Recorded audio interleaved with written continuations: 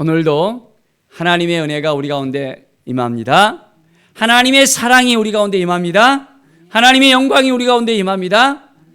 매일매일 우리가 깨어서 기도하고 주님을 바라볼 때 놀라운 은혜의 역사가 우리 가운데 넘쳐나게 되어집니다. 자, 오늘 누가복음 3장의 말씀 보면 이제 요한이 요단강 부근 각처에 와서 또한 죄사함을 받게 하는 회개의 세례를 전파합니다. 회개하라, 천국이 가까웠다 하면서 이제는 죄사함을 받게 하는 회개를 그들에게 또한 말하고 있습니다. 자, 이것은 이사야 선지자가 또한 이미 또한 예언했던 어떤 그런 부분입니다. 광야에서 외치는 자의 소리가 있어 했습니다. 바로 세례 요한은 광야에서 외쳤습니다. 주의 길을 준비하라. 그의 오실 길을 곧게 하라. 누구의 길을 준비하는 것입니까? 주의 길을 준비하는 것입니다. 그리스도의 길을 준비하는 것입니다. 이제 모든 육체가 하나님의 구원하심을 보리라라고 말씀합니다. 바로 그렇습니다.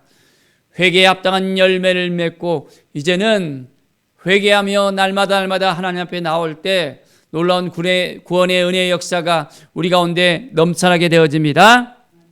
자, 이제 많은 무리들이 세례를 받으러 요한에게 나옵니다. 그런데 세례 요한은 그들을 기쁨으로 맞이합니까? 아닙니다. 독사의 자식들아 하면서 막 퍼부어대는 거예요. 그들은 죄 가운데 찌들어 살았기 때문에 그 말을 듣고 꼼짝을 못합니다. 너희에게 일러 장차 올 진노를 피하라 하더냐 하면서 진노가 이제는 그들에게 임할 수밖에 없다는 것을 그들에게 말합니다. 그러면서 이제는 회개에 합당한 열매를 맺으라고 해야 됩니다. 자, 우리가 예수님을 믿고 나는 예수님을 믿습니다 하면서 막 회개를 합니다. 내 죄가 이렇습니다. 내 죄가 이렇습니다 하면서 회개합니다. 그런데 회개는 했는데 어떻습니까?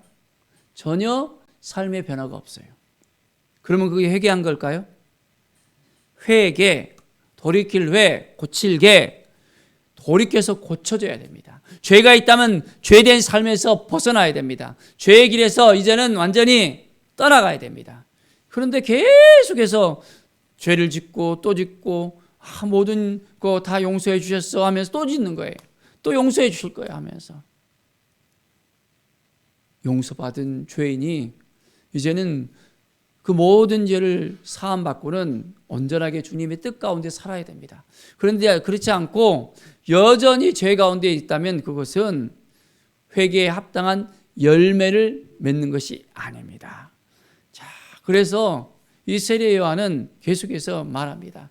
회개에 합당한 그 열매 맺는 삶을 살아가라는 것입니다.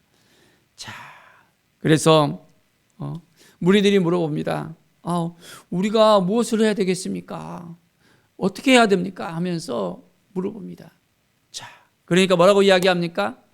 옷 2벌 있는 자는 옷 없는 자에게 나눠줄 것이요. 자, 우리는 옷이 1벌이 아니라 옷이 봄, 여름, 가을, 겨울 다 있잖아요. 그런데 이 유대에 있어서는 옷을 갖다가 딱 1벌씩 이제 가지고 다닙니다. 이 옷을 갖다가 계속해서 잘 때도 입고 또한 이제는 외출할 때도 입고 이 옷이 굉장히 중요해요. 그래서 이 옷을 갖다가 겉옷을 돈이 없으면 또한 이 전당포에다 맡기기도 했습니다. 그러면 굉장히 이것이 값어치가 있는 옷이었거든요. 그런데 그 옷이 없으면 어떻게 해요?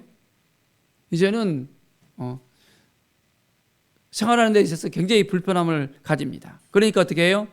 옷 2벌 있으면 그 옷을 갖다가 없는 자에게 나눠주라고 이야기합니다. 자, 세리들은 또 찾아와서 물어봅니다. 우리는 어떻게 해야 되겠습니까? 무엇을 해야 됩니까?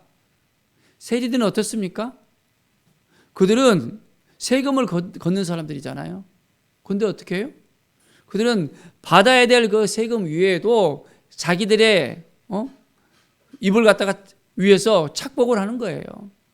더 많은 세금을 막 걷어들이는 거예요. 그러니까 어떻게 해요? 백성들이 힘들잖아요. 부과된 것 외에는 걷지 말라. 이제는 정직한 삶을 살아가는 거예요. 나누는 삶, 정직한 삶, 온전한 삶을 살아내는 것, 회개에 합당한 열매를 맺는 그 삶을 살아가라고 세례 요한은 또한 그들에게 이야기합니다. 또한 군인들도 와서 물어봅니다. 우리는 어떻게 해야 됩니까? 하니까 이제는 사람들을 강탈하지 말라라고 이야기합니다. 거짓으로 고발하지 말고 받은 급료를 족간줄로 알면서 있는 것으로 상환하라고. 더 많이 뺏고 힘이 세니까 그것을 갈취하는 것이 아니라 온전하게 살아라고 이야기합니다.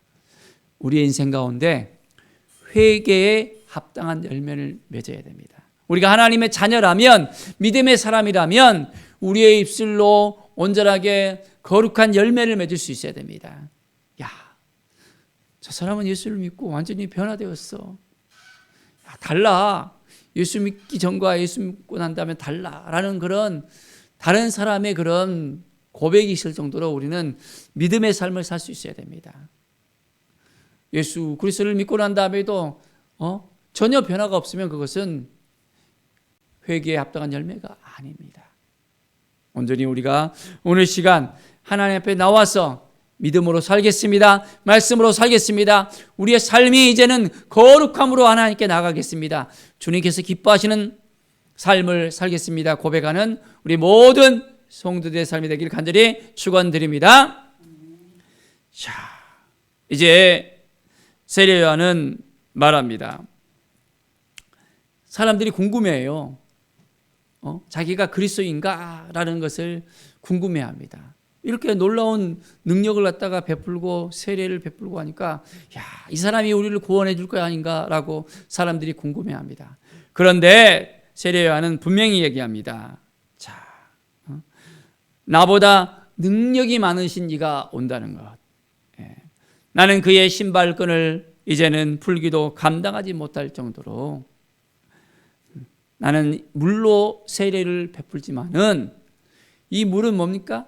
회개 세례를 베풀지만은 이제 그분은 성령과 불로 세례를 베푼다는 것입니다.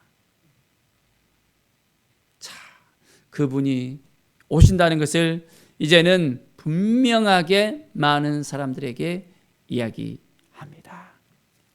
자, 그리고 이제 많은 백성들이 세례 요한에게 다가와서 세례를 받잖아요. 자, 예수님도 또한 와서 세례를 받습니다. 세례 요한에게 세례를 받을 필요도 없을 수도 있었지만은 바로 그것은 하나님께서 이제는 분명하게 하나님의 아들이라는 것을 분명하게 인증하는 그런 귀한 그런 세례의 자리였습니다. 자, 어떻게 세례 받을 때 어떤 일이 벌어졌습니까? 22절을 보십시오. 성령이 비둘기 같은 형체로 그의 위에 강림하시는 그 장면이 있습니다. 하늘로부터 소리가 납니다. 너는 내 사랑하는 아들이요 내가 너를 기뻐하노리라. 내가 너를 기뻐한다는 것입니다. 하나님의 아들로서 이 땅에 오신 예수 그리스도, 인간의 몸을 입고 이 땅에 오신 예수 그리스도, 그분은 하나님의 아들로서 이 땅에 오시면서 어떤 일을 행합니까?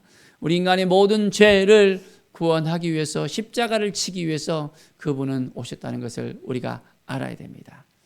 자, 이제 예수님께서 이 땅에 오셨던 그 모든 일들을 우리가 하나하나 누가복음 말씀을 통해서 깨닫고 이제는 예수 그리스도를 믿고 따르고 주님 앞에 나가는 놀라운 은혜의 역사가 나기를 바랍니다. 자, 예수님께서 가르치심을 시작할 때가 한 30세쯤 됐습니다.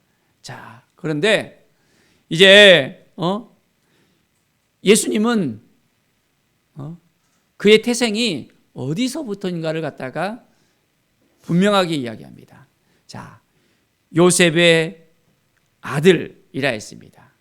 그가 인간의 몸을 입고 성령으로 태어났는데 인기됐는데 바로 요셉의 아들로서 왔잖아요. 그런데 요셉부터 시작해서 그 위에 쭉쭉쭉쭉 다 올라갑니다.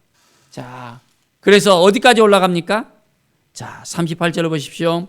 그 위는 에너스요, 그 위는 셋이요, 그 위는 아담이요, 그 위는 하나님이시니라. 예수님의 족보가 어디까지 올라갑니까? 하나님까지 올라가는 거예요. 하나님까지. 우리는 우리의 존재에 대해서 알아야 됩니다.